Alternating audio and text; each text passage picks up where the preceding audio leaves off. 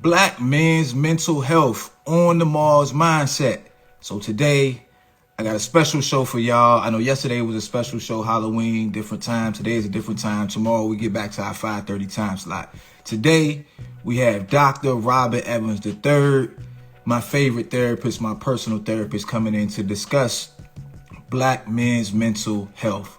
So y'all get in, get settled, and if you would like to come onto the live and ask a question of the good Dr. Robert Evans III, just click the request button to come on the live. Also, I will ask if you have a specific question for him. Instead of just putting it in the chat, hit the question mark button so that I can know to get to it. He's already in the waiting room, so we're gonna bring him in and get it on and popping. Dr. E! There he is, my main man. Can you hear me? The Black Male Hat Crew. Yeah, I had to rep my church today. Good Zion Church. Oh, okay. That's yeah. What is that? What church is that? Zion. They started out in Landover, but they have the main campus is in Greenbelt. They got a Fort Washington campus, a Woodbridge campus, several campuses: Woodbridge, Greenbelt, Landover, Fort Washington. And it was hard for me to find a church home that I was comfortable with.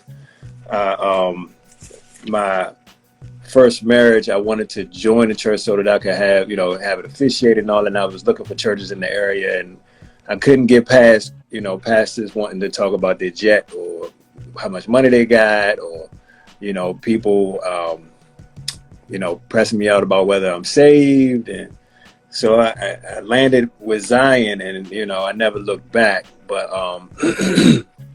real comfortable, come as you are, non-judgmental, just kind of teaching churches, get the word, and kind of go home. So I enjoy it. Okay, well that's cool. Well, I'm happy to have you. I haven't had a session in about a month, so I guess this is like a semi-free session. Yes, sir. We can chop it up whenever you're ready. Yeah. So you hit me up. You said you want to talk about black men's mental health. So we can start with a basic question, and I think I've asked you this before, but what are the pros and cons to where black men are collectively from a mental health standpoint where we are right now? Okay. From where I sit, I think a major pro is that this is the most that I've heard people talk about mental health and the benefits of it, really just trying to dispel the stigma attached to it. And so over the last, I would say probably maybe, I think since COVID really it's really taken off. So a pro is the awareness of it is probably higher than it's ever been as far as the benefits of people just having a safe space to speak, and especially black men, especially on the heels of what took place with, George Floyd, and right after that, it was a rash of black men in the media. It was posted where, police brutality and this and that, and black men's mental health was really being highlighted. And since then, it's been a major push. I think the cons are that it is, even though there is a major push for black men to feel comfortable in speaking with somebody, there's still a major stigma attached to it. There's still a lot of ignorance attached to it. Still a lack of real, of a valid picture of what it looks like, because people still believe that something must be wrong with you or you're broken to seek additional support. It's just as if, if I'm weak in the area, like I have a financial advisor, I didn't go to school for finance, right? If I'm weak in the area of my life, I want to go to someone who can assist me in that area. As simple as that. Doesn't mean that my finances, I'm not broke, but I can still, benefit from support from somebody who is a professional. Doc V's is, a good brother, a good friend. He said still not enough male practitioners, and that's major. That's a major con. A major con is that it is not enough, especially black male practitioners, and just practitioners, period. But black men, man, it's like unicorns right now. So when you say that, I don't get real triggered. I just get a little triggered, real little bit, real little bit, just like a smidget, right? Because people have been like, "Yo, Chell, you should be a therapist." Man, I don't think I feel like going to school. I'll be 40 on Sunday. I ain't trying to go to college, but I do agree with you that we could probably use a lot more. Um, but let me ask you this, because men are typically fixers, right? So, which to a certain degree, we're a bit of know-it-alls. Hmm. So how do we convince black men that they don't know it all, and that it's okay that you don't know it all, and that it's actually pretty cool to go to somebody who knows more than you about whatever it is that you think you know it all? Because that's a difficult situation to traverse, to convince somebody that they don't know something. Yeah. I think the greatest weapon, just like with when it comes to parenting, when it comes to being a spouse, even a friend, is to lead by example. So the more of us that come out and say, "Hey, I'm okay with talking to somebody and sharing, mistakes that I've made. I'm okay with owning my mistakes." That's one of the things that I talk about all the time. You ask me what's something that I appreciate, and I think you asked in one of our interviews, and I said my mistakes.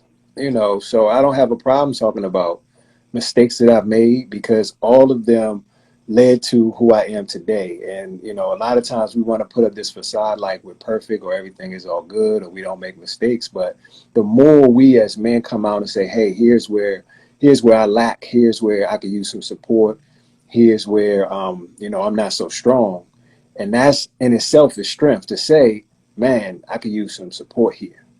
And other than that, is just the more people who are in who have a platform, the more of them who use their platform to say, "Hey, it's okay," to say that you need some support, or to reach out and say, "I need help." It's okay. Okay, so to me, you're touching on self-awareness, right? The ability to be self-aware enough to know when you've made a mistake, but also self-aware enough to know that it's okay to admit that you made a mistake, right? So one of the things that I noticed that happens when you do something quote unquote wrong or make a mistake is we tend to skip past the part where we acknowledge that we made a mistake, right? And we go into the explaining why we did what we did, right? So Right.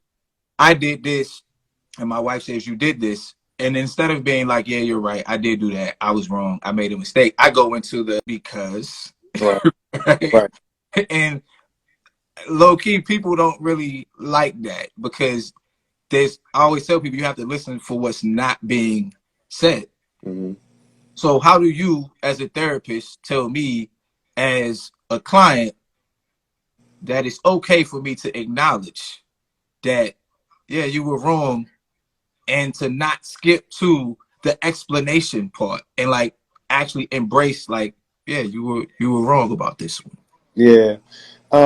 You're touching on the pride that we have just as human beings, and as men, we full of pride and not wanting to face when we make mistakes. But to answer your point, to answer your question, I really point to what is your goal with any discussion that you have, right? What is your goal with any debate or whenever you're being called out, and typically, if it's a loved one, a spouse, a friend who's calling you out, what is your goal in that discussion? If your goal is to be right, then you're not going to, you know, be on top of admitting, "Hey, this is where I made a mistake." But if your goal is to say, "Okay, you know what, I want to come to a resolution. I want us to be closer. I want our relationship to be better." Like, I tap into what is your goal for the relationship and help them to see that unless you can validate a person's feeling and position and the impact that you cause, unless you can validate that, you're not going to go too far with that relationship, or that, at least with that topic, because that person is going to always be stuck on the fact that you didn't acknowledge hurting them, right? So you have to be able to tap into, this is the impact that I caused. You got to own that before a person even wants to hear your side. right? So I walk through the steps of effective communication and what is your goal. A lot of times I ask that with couples, like, what's your goal when you argue? What's your goal when you're in pain, when you're hurt, and you're in a discussion with your partner? What's your goal? And people oftentimes miss the fact that they want to correct the situation. That should be your goal. I want to correct this so this never happens again. They skip over that. I want to win. I want to win the argument. I want to win. I want this person to feel what I feel. Everything other than I want to correct the situation so it doesn't happen again. And once I point that out and help them to see that it's better to want to correct the situation than to be right, then they learn that, okay, you know what? I need to learn how to validate this person's position, the impact that I caused. Otherwise, we're gonna be revisiting this again. We're not getting anywhere. Okay, cool. So what is your opinion? So on one of my shows, I do this thing 5 days a week, so I can't tell you exactly which show it was. But one of the topics that kind of we never really worked out was we were talking about, is it okay to talk to your friends about your relationship? And one of the subtopics became, why do guys listen to their friends' opinion, but if their woman says the same thing, they don't really cling to it, right? Like if my wife says, yeah, you were wrong, and I'm like, nah, I don't really think so. But then Dr. E or my man's like, nah, dog, you was wrong. I'm like, for real? You think I was wrong? Why is that?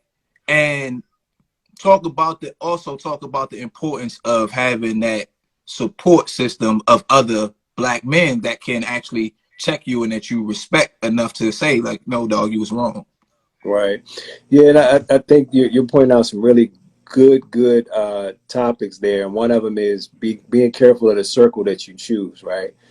You don't want to surround yourself with a bunch of yes men who just going to agree with everything you say, right? If I come to you, I need you to be the one to give me the alternative view, right? If you're a friend in my circle and you're close enough for me to come to you to say, hey, I need to bounce something off you, I need you to give me an alternative look.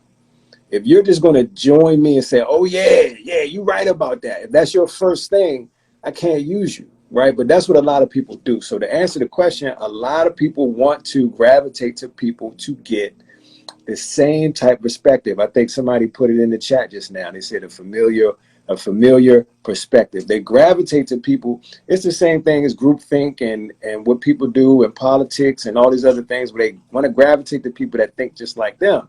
So if you're have an opposing view as my spouse, as my partner, I can't go with you. Naturally, you wrong, I'm right. So I gotta go to somebody who agrees, right? Whereas what we should do, with this person being the person that we chose to spend time with, to spend our life with, that should be our most valued consultant, right? If they have an opposing view, we should be really interested and intrigued in what they have to say. What is their perspective? That shows the level of respect that we have for them. But it also is a way for us to challenge our view. But a lot of people don't want to have their view challenged, right? Why? So why is that? Why don't me? I like to have my views challenged. Me and you, Right. we'll go back for forever, but a lot of people don't. So why is it that people's self-identity is so tied to their opinions and ideologies Mm-hmm. being Well, right per se? and I think that I don't know if that's the real answer. I think the real answer is that people's view of themselves is so tied to external or outside validation, right? So it's so tied to everything other than your own personal identity. When you're secure in you and you're secure in your own personal identity, you're not tripping off if somebody has an opposing view because it doesn't threaten your view. It doesn't threaten who you are personally and your identity. When people's identity is threatened, they don't want to deal with that, right? So it's really the comfort level that you have with your own personal identity that's being threatened. And you want to gravitate to other people who think like you so that you can be like, oh yeah, my identity means something. I'm secure in my identity because other people can relate. Other people get it. I'm not weird. I'm not different, right? Okay. But the reality is everybody's different, right? And so the whole thing is, the more secure you are with your personal identity, the less threatened you are with having somebody oppose their view against yours. Okay, so that's a good segue into the burger bar, right? Yeah. Tell us about the burger bar. What is the burger bar? How did it come into existence, or whatever it is you want us to know about the burger bar, so that we, us black men in the DMV, can all come together and be around somebody who will give us an alternate view. Okay. I thought I saw my guy, Mr. Alfred Duncan, who joined earlier, but this is his brainchild, and I'm somebody who's joining. You know, I'm picking up a picket sign. I'm joining. I got a flag, and I'm running with it. First time I was exposed to it. This is the third one. I met some real good quality people during the event, and manhood uplifting is the website where you can go, and this is a website that he started. That where one of the events that he had was a Tough Mudder race, and I joined and went to that, and a bunch of guys came together and did this Tough Mudder race, and we sat and talked, and then he did the burger bar where it was at Kitchen Cray. Shout out to Kitchen Cray, which is out in Atlanta. Chef JR, he's opened up his restaurant for guys to come and sit and have a safe space to just kind of chop it up and talk. But it was standing room only, man. First time we did it, or the first time he did it, I just joined. The second time I helped to facilitate, and this time we partnered up to do it together. But you know, it's any time we are talking about getting guys together to have a safe space to share, to connect, to build, to redefine what does manhood look like. You know, because manhood doesn't mean that you have to have gold chains around your neck, and you got to have, you know, expensive cars, and you got to have all the latest Jordans, and you got to have 50 women on your arm. That's not manhood to me, right? And so when you feel like that's manhood, and all your manhood is attached to everything that the world says that you're supposed to be, when you don't have those things, now your manhood is threatened, right? Now your manhood is threatened, and you'll do whatever it takes to get those things. That's how you got people killing other people for a pair of shoes, or killing other people for a chain. You know what I mean? So when we attach value to all of these things, that gives us value. Our self-identity is attached to value that man has placed on material things. We got to do away with that, right? It's got us out here not being faithful to our women, not being loyal to our family and loyal to our children, and holding our families down, you know, just reckless out here, right? Okay, yeah. That actually segues into the family aspect. Right now, I'm not a fan of government agencies, but I'll use their statistics when it's beneficial for me, just like everybody else does. That's my bias. The CDC recently came out with a study saying that black men are actually the most present in their children's lives. Now, I don't know what that specifically means in terms of the statistics. There's obvious way less black men than white men or whatever. But is it possible that the negative views and stereotypes that are heaped upon black men are more so negativity bias than reality? Um, well, I think that in any particular subject that we talk about, we can find studies, we can find research, we can find surveys to support any argument that we want, right? But I think that if we all as men get in the room and we talk about our personal experience, we're going to have a lot in common when it comes to that. So, you know, I think that as men, we just need to stand on what we're doing in our house, and it starts there, right? But to your point, though, there's a lot of images that we need to do away with, you know, that look like a strong black man is a pimp, you know, a strong black man has to have multiple wives. Now this whole narrative is being pushed, and you know, it's these images that make it hard for men to say, well, I want to be in a committed relationship with a woman, and have a family and lead my family, right? What somebody said, we have to define ourselves as men higher, and I'm all for conversations. That's my man AJ Throwback. Oh yeah, good brother. That's the rapper, right? My man be Yeah, rapping. yeah. That's the rapper. Yeah, Yeah, the yeah. late bloomer. Yeah. My man is vicious too on the mic. But yeah, man. You know, your question had to do with family, and you know, I believe that as it starts at home, it starts individually with us and collectively to say, hey, you know, and holding each other accountable, right? Because you know, this is the space where we're gonna be talking about some real stuff. But typically, if you get some brothers together, you know, they watching the game, you know, they really chopping it up about real stuff that's going on with their family and what's going on. You know, I think real conversations are happening more frequently, but you know, my personal experience and just from being exposed to a lot of men who are just not talking and don't feel like they have circles and don't feel like they have quality friends where they could just talk to and chop it up.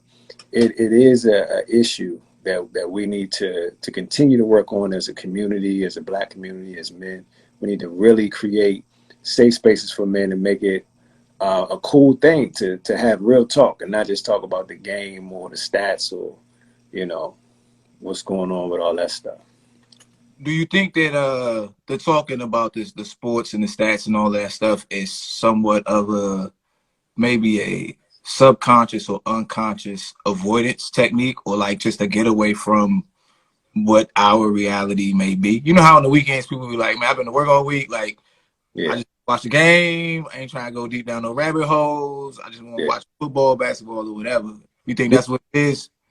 I think it could be. I think in many ways it is an outlet, but the reality is if during the week you was putting in some real work to deal with the challenges that you face, then yeah, debrief on the weekend and veg out. Just talk about the game all weekend. But a lot of times guys not doing that. During the week they working hard, but are they Mm. really working through the issues that they have and talking about those issues with good men? Nah. So when you get around good men, you don't take advantage of that opportunity. You're going to just talk about the game because I don't really feel like facing it, right? So it could be an escape. Could be I just want to veg out and not think. Or maybe you are putting that work in during the week. But, you know, I think for the vast majority of men, this is something that's not really happening, right? And that's why it's a need for it. And that's why when we had the events, these guys were like, man, I don't have it, right? They were saying it. And we're talking about, you know, the burger bar held like, you know, maybe 70 guys. And, you know, all of them were really good, solid dudes, right? And they like, look, man, this is not something that's common. Where we are able to get together and have real talk, non-judgmental, and dudes is breaking down, crying, talking about real stuff, man. Mm. So I mean, like we might scratch the surface, but we're not getting deep like that.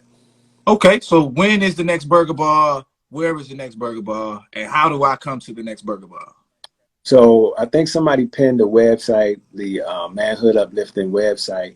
Go to the website, grab a ticket, $25.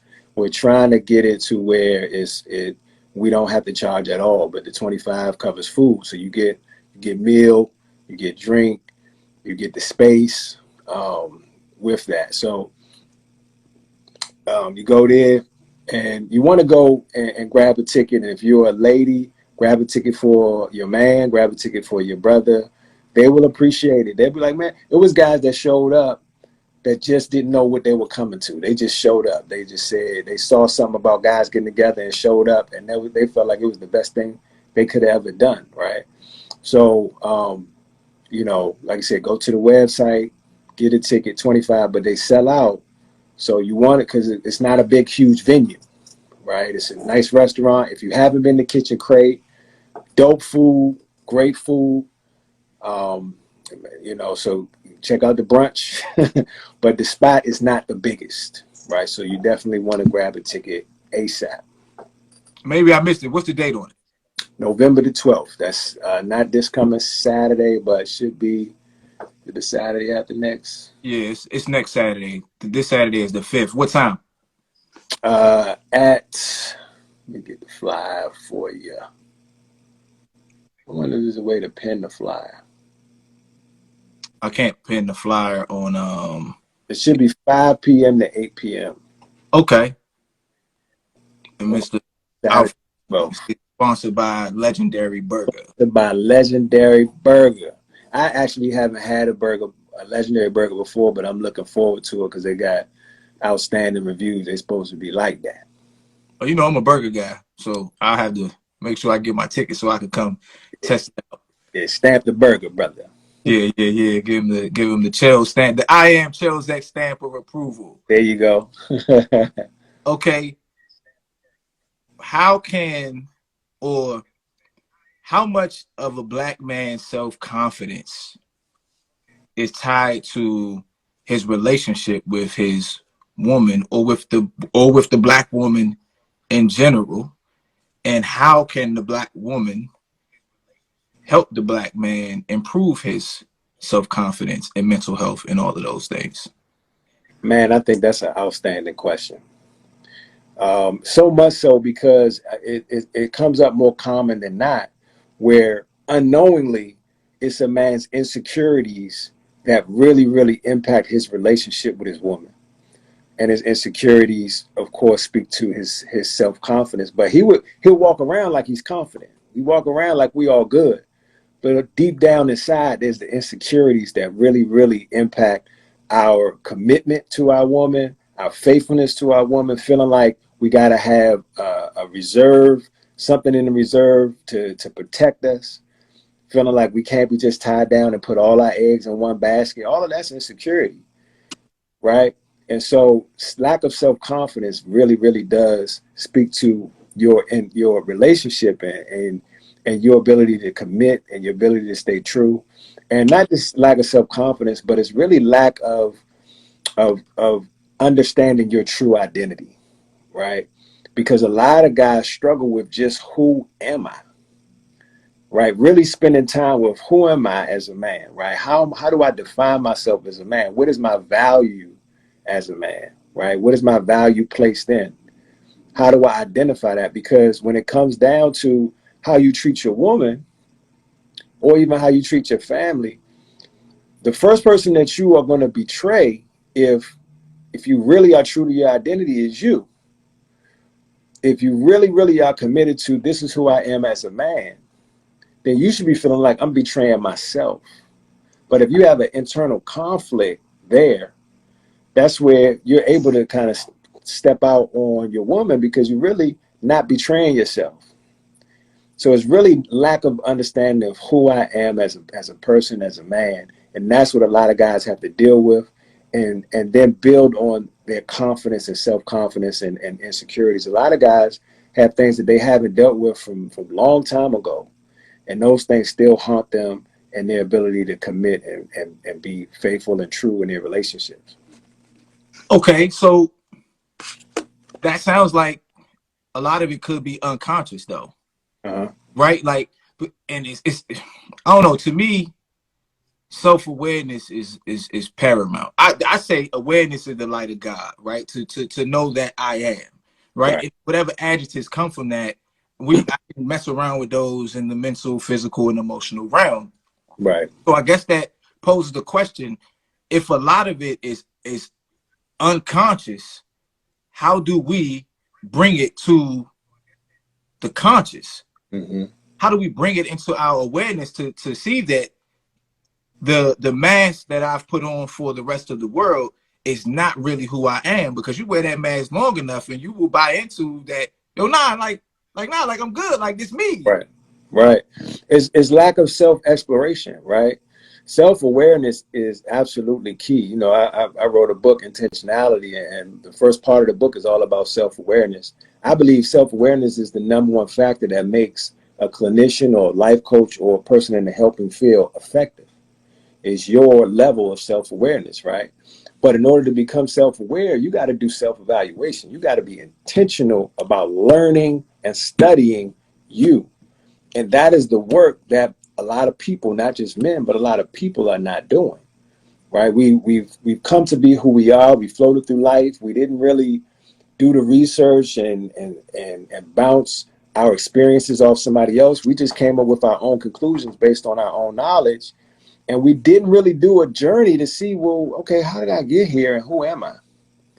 Right. And so without doing an intentional unpacking of who we are and going back and seeing what should I have learned from each experience? How did all of these experiences impact who I am? Why do I get angry? What makes me angry? What are my triggers? Why do I get triggered? What am I holding on to? Why am I not letting go? Why can't I commit? Why can't I be faithful? Why don't I want to get married? Right? Why do I want to get married? Why don't I want to have kids? Every decision and every belief and core belief that we stand on is a revelation of who we are, but it came from someplace, and we got to learn that, right? Because all of that is going to impact who we are and who we believe we are, our self-identity. Okay. So we have to be honest with ourselves, right? Right. Which is a very difficult thing to do. But I think if you're gonna lie, you should lie to the world. If you're gonna be honest, you should, at minimum, right? You got to be honest with yourself. Right.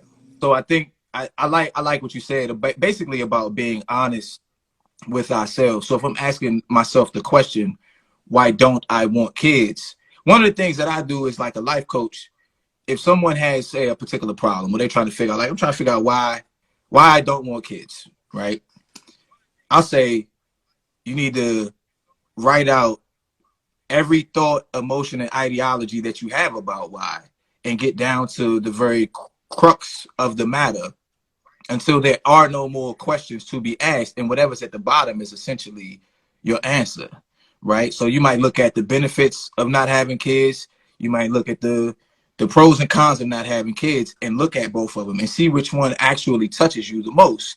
Find out which one means the most to you. What would it mean to you to die and not have kids, a legacy to leave behind? Maybe you can, maybe you don't. But my point is that at least you took the time to look at it honestly. I'm not attached to your decisions one way or the other, but I want you to understand what those decisions mean for you, moving forward. Somebody try and get in, Dr. E. Hold on one second. Let's see. We might have an audience question. Yeah, let's get them. Bring them out. Bring them out. Let's see. What's up? What's happening? Ohio? Hey, Hey, how you hey, hey. doing? Hey. How you doing, sis? I'm hanging in here, baby, tooth and nail. You all know how it goes. Y'all know the song. Don't act like I'm the only one out here singing this song. What's your one question for the good doctor? Well, okay. I have a comment as well to go along with this question. Like, I went through a process myself to evaluate where I was, because I had been making so many mistakes. But after you get so grown, those aren't mistakes. You just keep doing the same stupid stuff. So I had to go back and reevaluate. And I went through a process called speech therapy, where I went into the office, spoke with the therapist for twice out the week, and basically just broke down a lot of my life stories. And I mean, I had to go back to the beginning, y'all, like when I could remember when I started walking, when I could remember when I started talking, when I thought I was flat. Okay. And so I had to reevaluate all that. And now I can honestly say I'm on the right track. My question to the doctor is, sir, there are a lot of people that have mental, I know you all are just speaking of men, but there are a lot of people that have mental issues, and all of us. We all need to go through therapy. But how do we convince, or how do we talk to someone about doing that? How do we say this is something maybe good for you? Great question. Especially in our community, it's so interesting. I'm starting a podcast just about that. It's about awareness. And it's speaking directly to us and our community. But one of the things Good night. that Have you a good night. are highlighting, and it's something I was going to say earlier to Chels, was one of the reasons why people go down that road and they don't explore self-discovery, is because they don't want to be challenged. They don't want their view, their core belief to be challenged. They want to believe that they're okay, because they've attached being wrong or making mistakes to being broken, or that something's wrong with that you're a Yes. bad person, or you can't be fixed because I made mistakes, or I made repeated mistakes, right? And so we need to make it a part of the human existence to make mistakes, because it comes along with it, right? So it's Yes. when you're saying, how do I tell people, hey, it's okay? We need to have more discussions like this as a family, as a friendship, Yes. right? So it's having that Yes. meeting to say, hey, everybody, let's get together. When we have Thanksgiving, we shouldn't just be talking about, okay, who playing on the game, or who, what basketball team on, or we check in a little bit, but are we really talking about what's going on within the family to say, hey, look, this is the time we really need to be talking about our mental health. How you feeling, right? What's going on Well, with, I mean, and having those kind of I discussions as a family, I feel right? It don't like, have to yeah, be well, Thanksgiving. even with the family, like, we're experiencing some things we've never experienced with some living, some gone, a lot gone. How do you bring that to the forefront? Because you're hurting Yeah, and you're walking around with this pain, but you don't know how to fix this pain. So everybody is the enemy. You want to strike out and fight and beat when in actuality it's normal. It's normal, and people make you feel so bad about being you. being human. Right. And we spoke about it earlier. It's leading by example. To your point, is like, it's once you seek therapy and you step up in the room and say, hey y'all, I saw my therapist today, or I saw my therapist last week and it was great. Everybody gonna stop eating. Their fork gonna drop. Right? And they're gonna look at you like, you did what? And Right. it's like, it's okay to actually have a therapist. You do know this, right? It's like having these kind of discussions. But when you can say, hey, this is what I've done to seek help for me, and it's okay, and I'm not broken, and I'm not Mm-hmm. about to jump off a bridge, right? I'm okay. I And I these are the stopped kind of looking for conversations we have. validations from others. When I stopped looking for validations from other people, like asking questions like, hey, I would like to go out. What do you think? This gentleman, he seems like he's nice, he's this and that, but it was like, oh girl, you've been through that, you're old, you're grown, you're this, and it was like I never really got an answer. It was, I got back down and none of my questions was answered. So I had to go back and say, well, maybe it's something I'm going through. I know I'm not that bad of a person.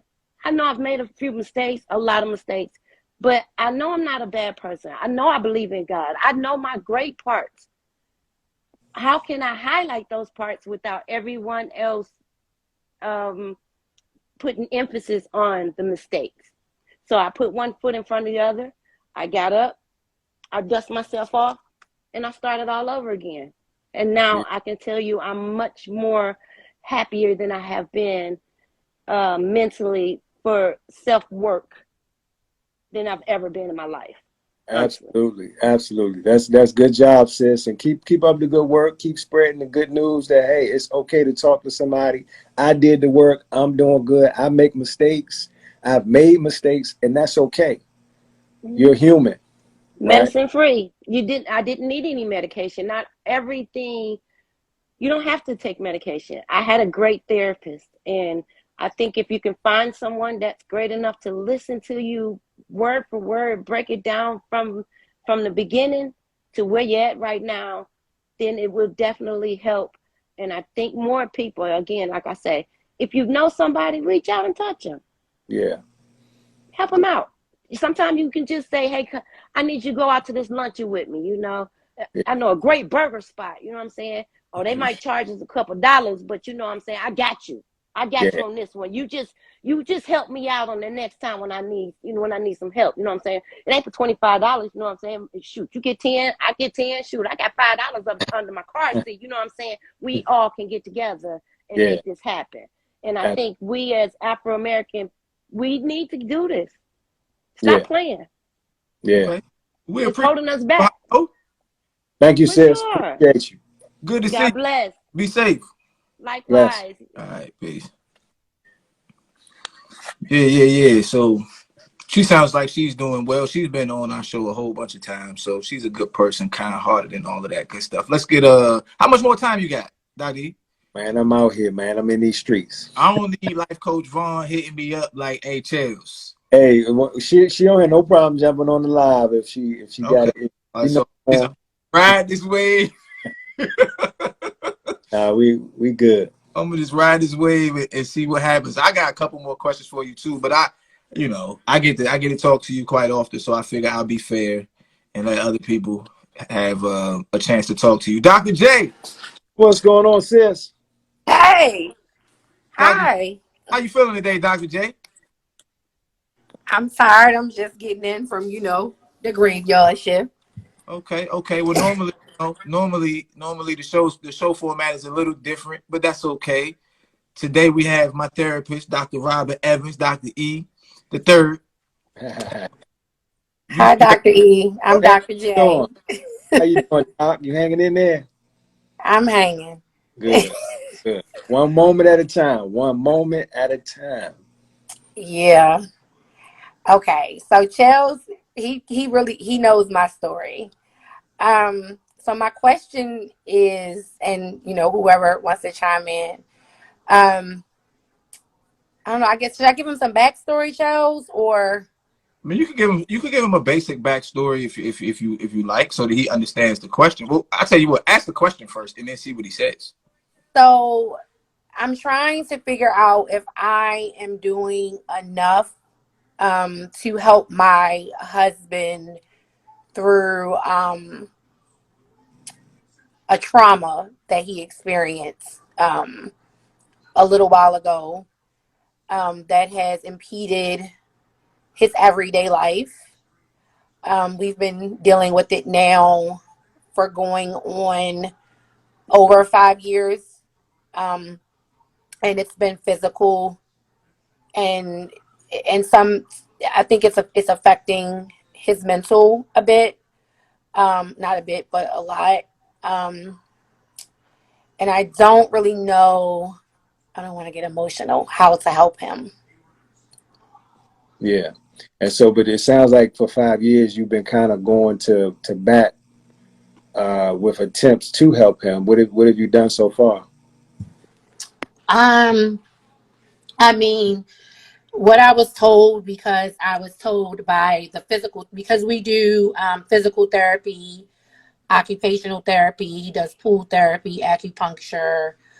He sees a neurologist. I mean, the list goes on and on. What I was told from another colleague was I had to just try and be the wife and not the doctor. So I just try to provide him as much emotional support as I can on a daily basis while still trying to maintain the household. Um, I try to be his sounding board. I'm not quite sure if I'm getting it right, if I'm hitting the mark on trying to help him, because I don't really know what to do to help him. Yeah. So in marriage, and this is your husband, correct? In marriage, We'll when be married 10 years January 5th. He okay, turns 49 next week. awesome, awesome. Well, happy early birthday to him. And congratulations to you guys for doing the work, because I believe marriage is the hardest thing we can ever do. It's more challenging than being a parent, because we raise our kids to get out the house, right? We, Right. we don't raise our we don't live with our spouse to get them out the house, right? We gotta live with them. But with marriage, man, I kind of use the analogy of being in a professional game, like let's say you're in an NBA basketball game, and if you break your ankle while you're playing the game, you can't come out, right? You got to actually still play the game, and that's the challenge with marriage. And what if your spouse is the one that caused you to break your ankle, right? And you still got to be in the game. You can't sit out, and you got to work through. And in this case, he suffered a trauma, an injury. And if you broke your ankle, and I don't know what his injury was, but no matter what caused it, there's still some work that you have to do to heal your ankle. So no matter what you do as the wife, there's work that he has to do, right? So you're going to be limited in what you can do. You can be the sounding board, you can have the house clean, but oftentimes, and I have a client who, outstanding brother, Kind of reminds me of what's going on with your husband. He has Parkinson's, and he feels like he's a different version of himself, right? Because he doesn't move the same. He's not as agile. He was a great athlete. I've had other older men who were, awesome, outstanding athletes, police officers, and they can't move. They're a shell of themselves. And so now that's really tapped into their self-identity and who they've identified themselves to be. And that's crushing, right? So that's why it's so important for us as men to identify who we are and be able to stand on that. Because whatever we attach value to and say, this is what defines us, if something compromises that, then it's compromising our identity, right? So let's say he had an injury and he can't dunk the ball no more, right? Or he can't do some of the things that he used to do with you anymore. Maybe I used to go hiking or whatever. He doesn't feel like the same version of himself, right? But when I was working with my guy who had Parkinson's, the first thing we talked about was his identity and him being able to believe that he can be him. He questioned, am I still me? Right? Am I still me? Right? Because of this new version of me, am I still me? Am I still that man, that guy? Once a guy feel like, man, I ain't the man no more, it's hard to come back from that. But we have to be able to feel like we the man no matter what version we're in, no matter if we got a limp, no matter if he has a prosthetic leg, no matter if he can't dunk no more, he's still that guy. So that's work that he has to do for himself. And so, if you get him, a psychotherapist to help him to work through some of those things, or even a life coach, a Marchello, but somebody to help him to work through those things. In addition to the physical things, it's the mental block. Right. And you could be uplifting him all day. But if he doesn't personally believe that he's the man because of what he went through, then that's a struggle. Yeah. Dr. Yeah, it is a struggle. So he used to be, well, he is a contractor. So he would do build ups and then he would go on to the next build up. So what happened was he was riding around like a larger property on an ATV, and a strap got caught in the wheel and it threw him as high as a light pole.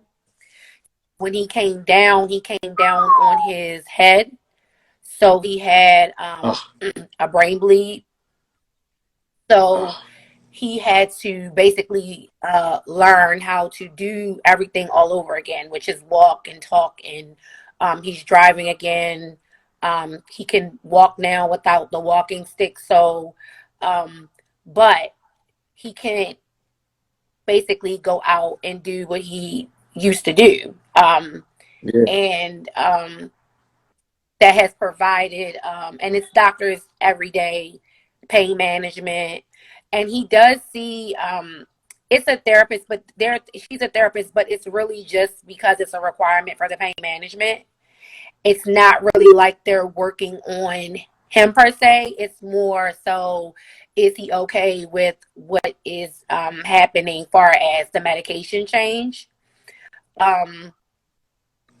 So I just don't, I've been with my husband now for, I'm in my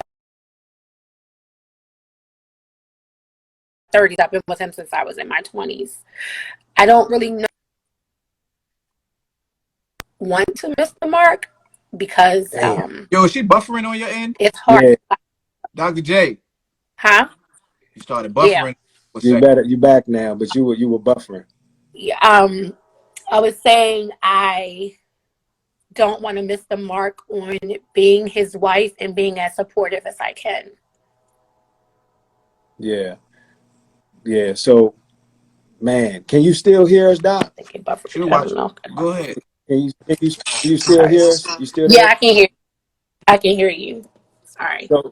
So one of the things that I would offer to you is to make sure that you're doing the self work for you as far as self-care and taking care of yourself and making sure that you doing all the stuff that you got to do for your self-love, because you can't dedicate all your time to him, because then you're not going to be the best version of yourself, right? Because one of the things that I've seen with wives who trying to be there, you can become frustrated and you can become, you start to lose yourself in that situation, right? So Right. You want to stay at the top of your game and make sure that your health is good, that you feeling good, and so that you can continue to pour into him. But it's just being, you know, that soft pillow. You know, when a guy come home, he want a soft pillow, right? But at times you may challenge him if you see that he's not holding up his effort. You may have to be the one to challenge him too, and he's not going to like that. But that's the balance, right? Is how much do I challenge him and how much do I just be there to support him? Just make sure that you don't stop taking care of you, right? But he's going to have Right. to do the part to take care of him, because it's only but so much that you can do to help him, because this is a journey that he's going to be on to get to that place where he feels good. Because if he feels like, man, I can't love on my woman like I want to, I can't do those things, whatever he identified himself as a man to do, to be, if he can't do those things, if he feel like he was bringing home a lot of bread and now he can't bring that bread home, or whatever it is that's not happening, he's you know, he's like, man, am I still me?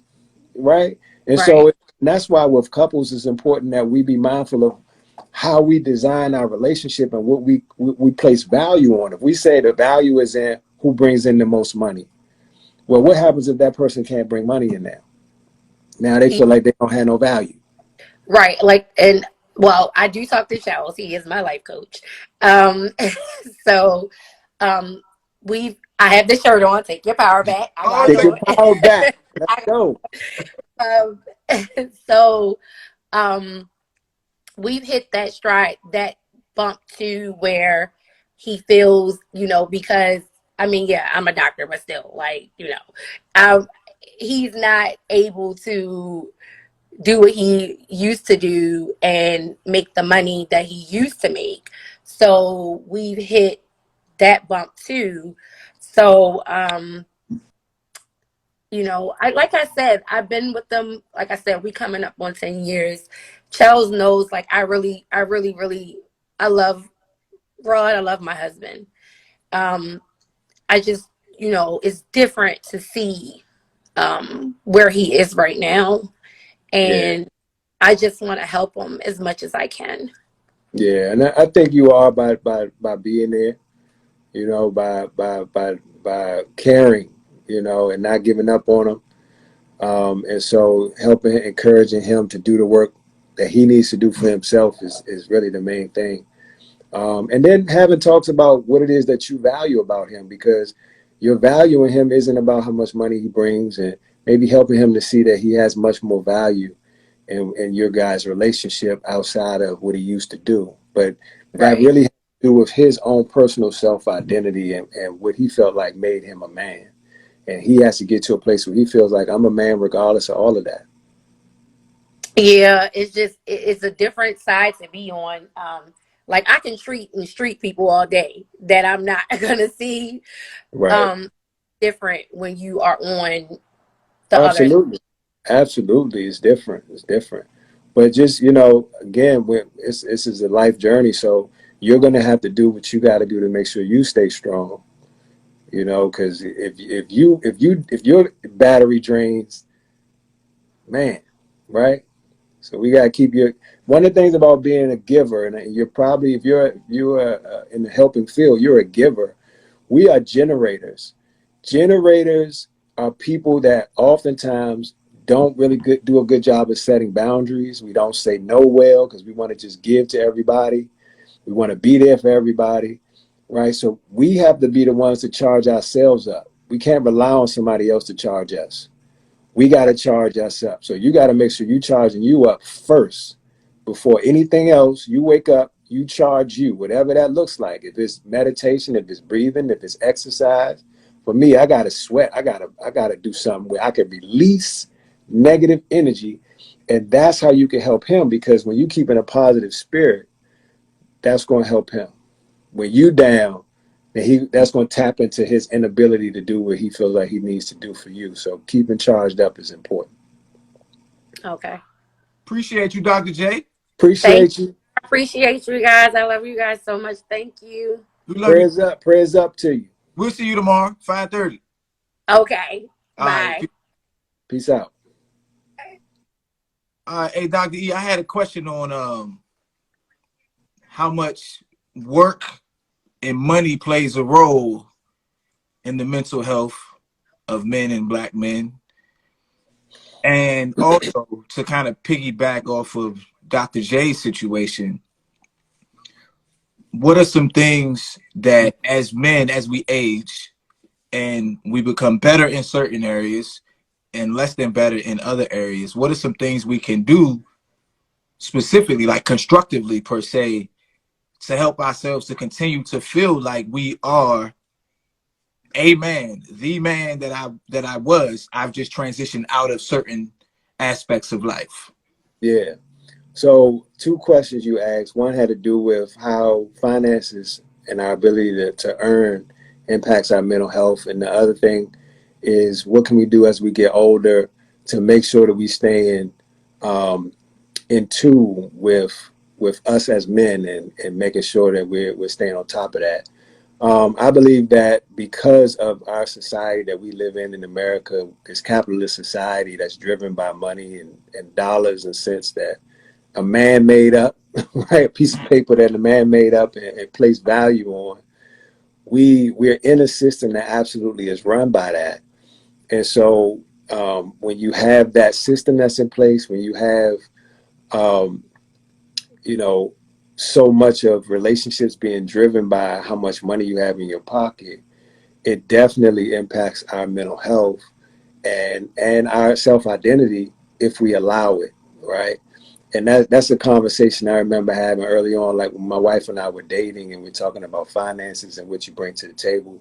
Because I feel like if I'm supposed to be a kindergarten school teacher, that's my design, right? I'm not designed to be administration, none of that. I'm supposed to be right there in that classroom with those first graders or whatever, and I'm gonna cap out at 65 or whatever. Then that's my design, and if that's my identity, and I'm good with that, I don't care what the dollar sign is attached to it. I'm good with that, and I'm gonna live a good life because I'm gonna live according to the means that I can afford, right? I'm not gonna be trying to go get a Bentley and this and that because I can't afford that, right? But I'm gonna be doing good because I'm gonna be a good steward over my 65K, right? But if everything around us is driven by you're supposed to have this and you're supposed to have that, and you get caught up in that, then it's definitely going to impact your mental health. And we got to be careful with what we attach value to and how we allow that value, that man-made value, to impact our self-value. Okay, so I got excited when you used the hypothetical because just last week, 4 or 5 days ago, I gave almost that exact example. The dollar figure you gave is on the T. I said, 65 racks a year. You know what I'm saying? Is it gonna work? And some people was like, yeah, and others was like, nah. Well, I mean, he gonna have to find a way to flip it and make more and all of this and all of that. And that's why Dr. Hawk said familiar conversation chills. Um, not so much a question. I'm somebody personally who's pretty grounded in who I am.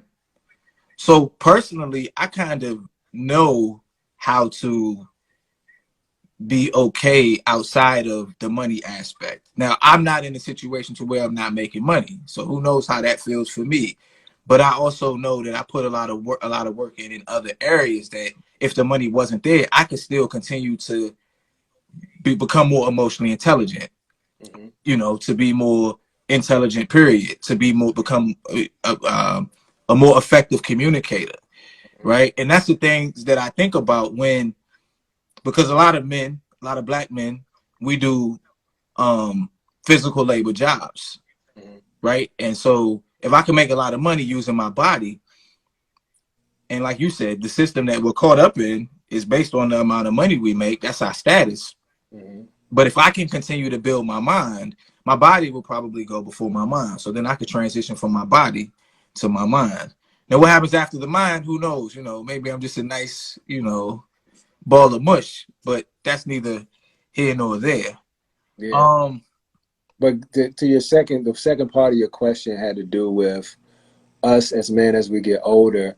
And I'm experiencing now in my 40s, my body just, it's chronic pain that comes along with age. Like you just learn to live with a certain amount of pain, right? Uh-huh. Certain amount of pain in your neck, certain amount of pain in your shoulders, your knees, whatever, your joints. Stuff just starts clicking.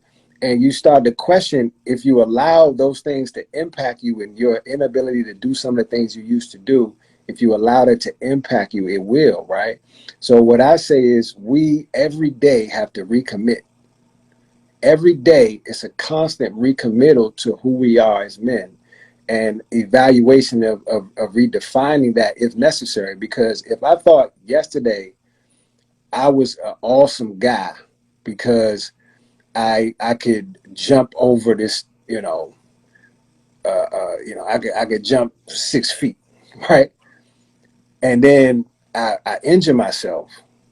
Now I need to recommit to this new identity, which is somebody who can't jump over this 6 feet because I'm a new version of myself, but I'm still me. I'm still a man.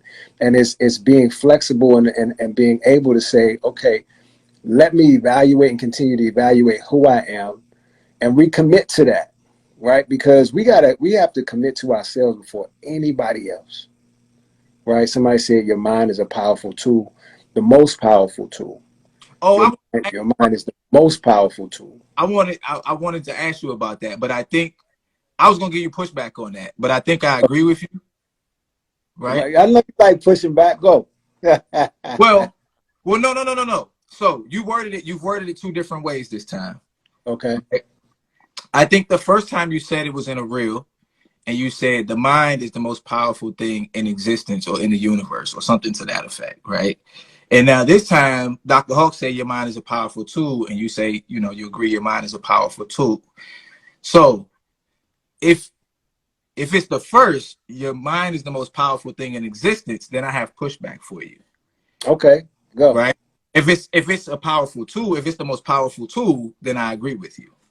Right? Okay. I say both. So push back. I'm gonna give you the pushback. Here's the pushback.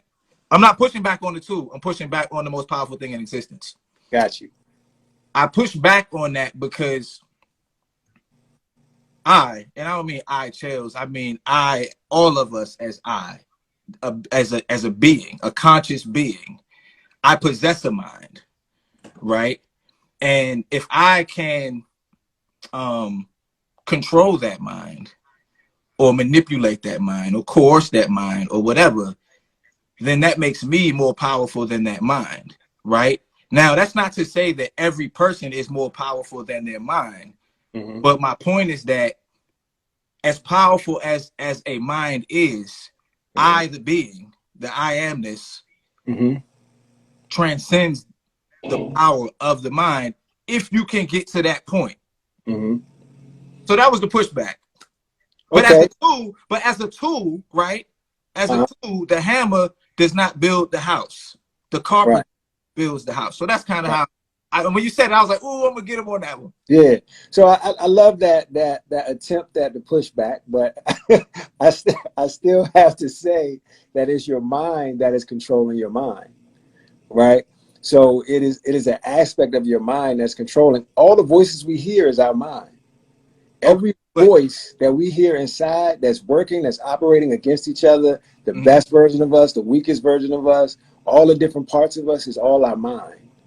Okay, but so a mind doesn't exist without an entity for it to possess. The mind controls the entity. Like this, I guess the mind controls the body. The mind controls the body, right? Okay, that's fine, but there has to be an entity that is transcendent of the mind. You talking about a soul?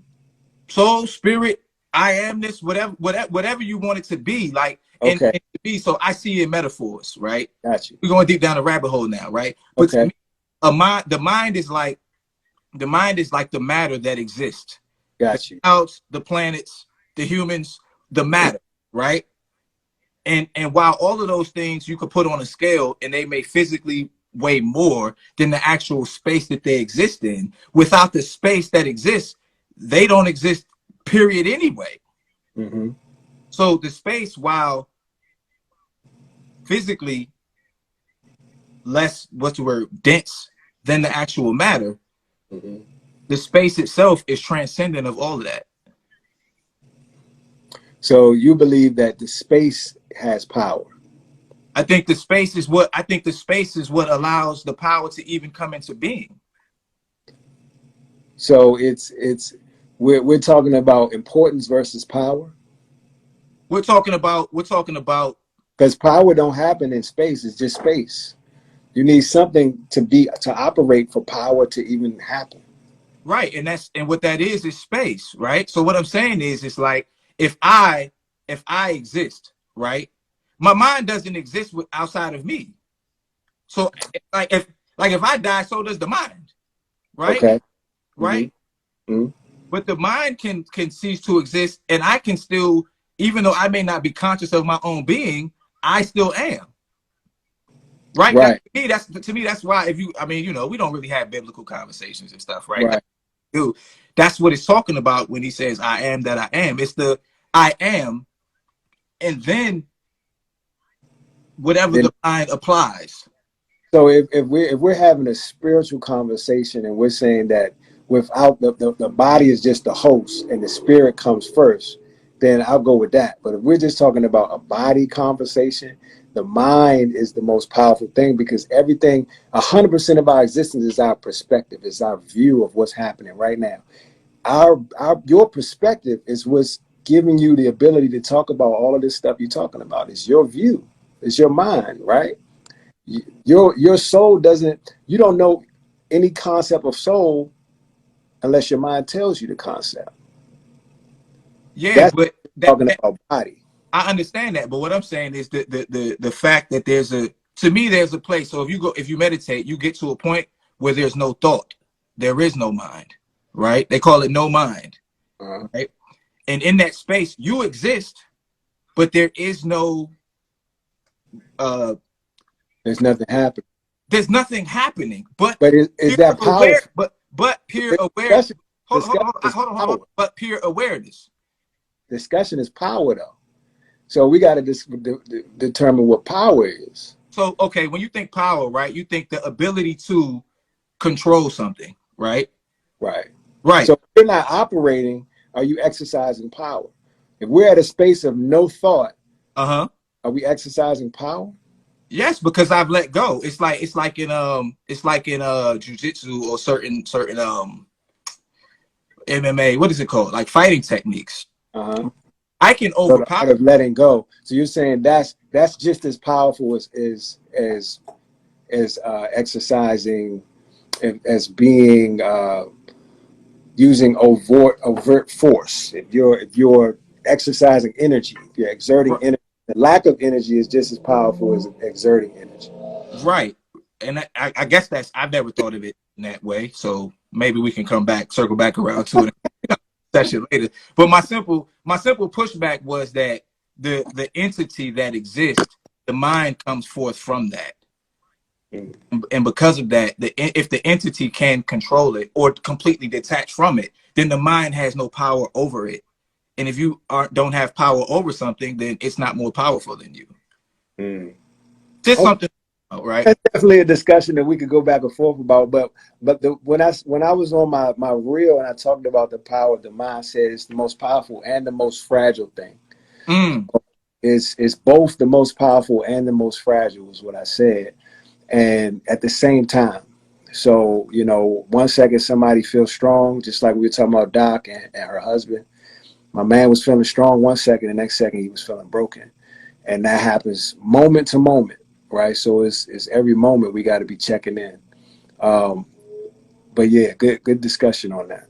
Yeah. So two questions and then I'll let you slide off, right? The first is, why do you think Black men, and you could just answer this for Black people, right? Why, and I'm gonna ask it for myself, why am I, as a Black man, expected to have views based on being Black? That don't sound fair to me. That sounds racist. So because I'm Black, I'm supposed to think a certain way? I don't get to think outside of my Blackness? What's up with that? Yeah, I think that it's common amongst not just black people, but it definitely is common amongst black where it's expected that we're gonna view things the same. You black, in order for you to have your black quote unquote black card, you have to see things this way. And that's something that we need to dispel, because what it does is it assumes that all black people have the same story. And if you don't have the same story, then you're not black. So if you didn't grow up in the hood, if you never caught a mouse before, if you don't know nothing about food stamps, you don't know nothing about struggle, then you're not black, right? If you never watched Martin, they got and what feeds into it is all this stuff that comes up. You got games. Black Card has to do with the Martin show. Although I know all the Martin shows, but that don't make me more black than somebody who doesn't, right?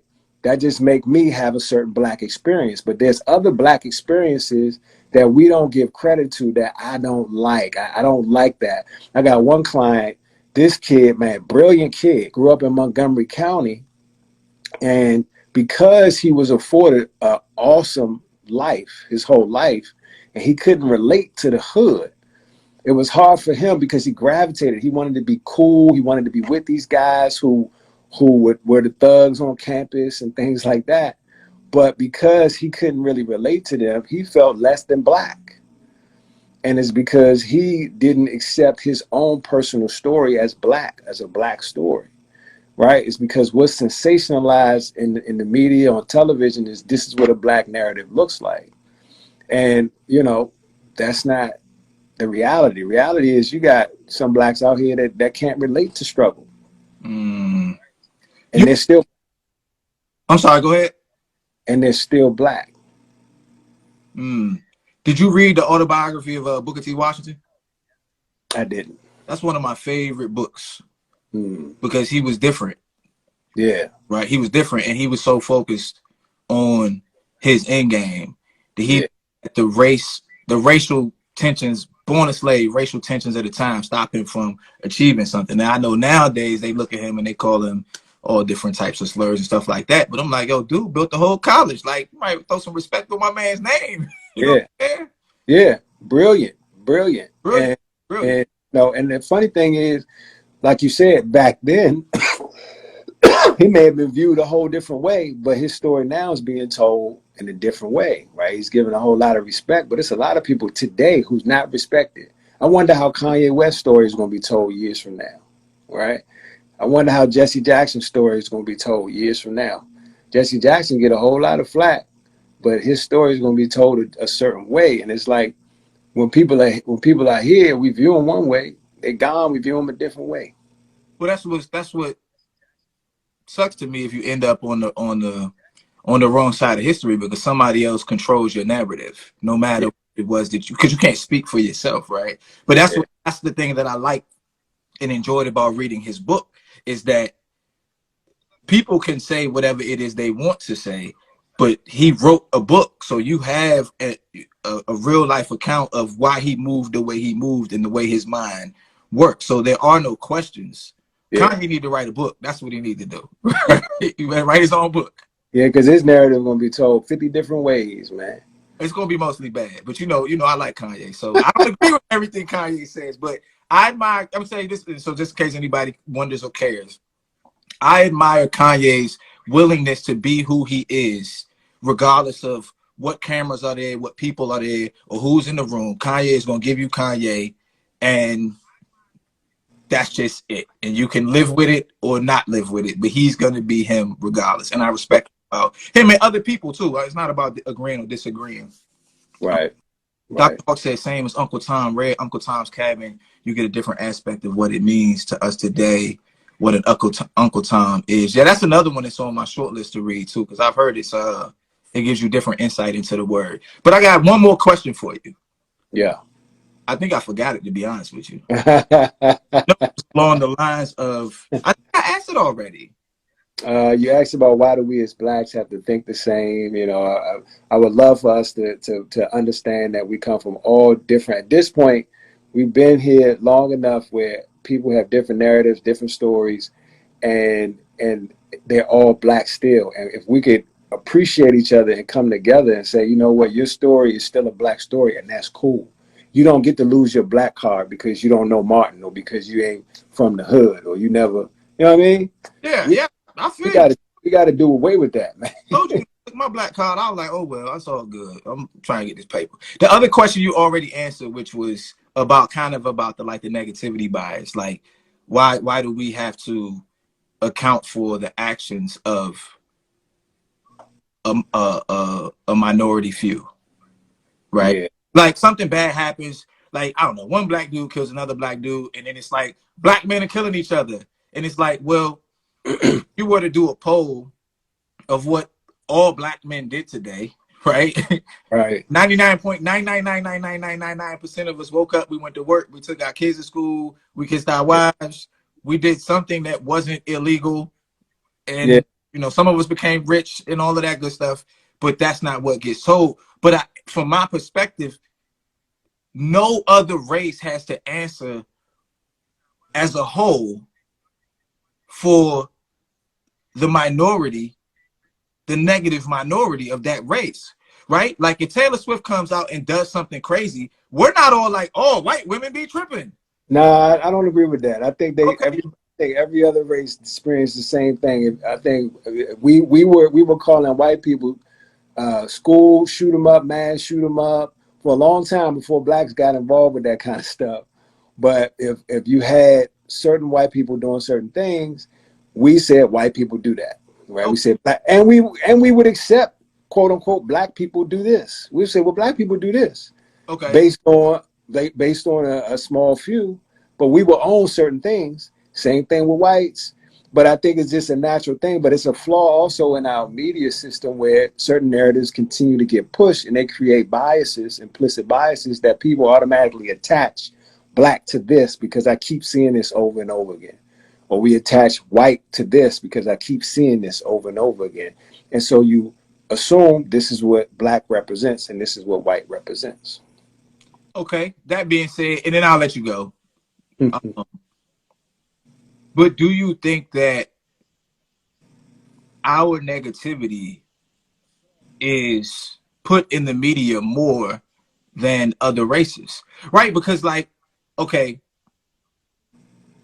okay, so let's say black men between the ages, I don't know, 14 and I don't know, 25 commit half the murders, the murders or something like that in America, right? So year to year, it's changes, but it's close to 50%. Well, that still means that it's a whole nother 50% of people out there that ain't black that done killed somebody, right? But they Right. don't push it like that, right? Or am I just tripping?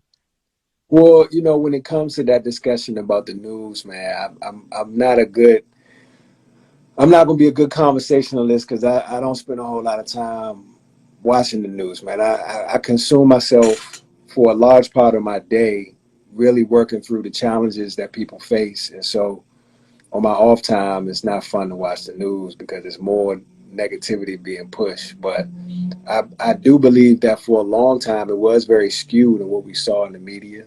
Mm-hmm. And there were some things strategically shown that, you would see a black person's face big. They committed a crime, black person face big. And then the white person, if they committed a crime, their face might not be shown at all. Right. It's like, damn, why you plaster main man, but you ain't plastered, right?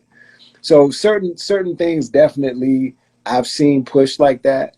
But as of lately, I couldn't speak on it because I really, it's just so much negativity, man, that I choose to take breaks from the news, man. Yeah, I don't really watch the news either, but I know that when people send me articles or I just come across and scroll on Instagram, I'm like, this thing's skewed, man. This thing's skewed, and I don't really like it. So, like you said, I stay away from Yeah. media anyway because that all that stuff has a slant to it. But Yeah. we can slide off of that. Do you have anything in closing? Well, Make sure to that point, though, I think it's important for us to create our own media outlets to talk about the positive things and really push the positive narrative of the black community and stop leaving it up to other people to push that narrative, right?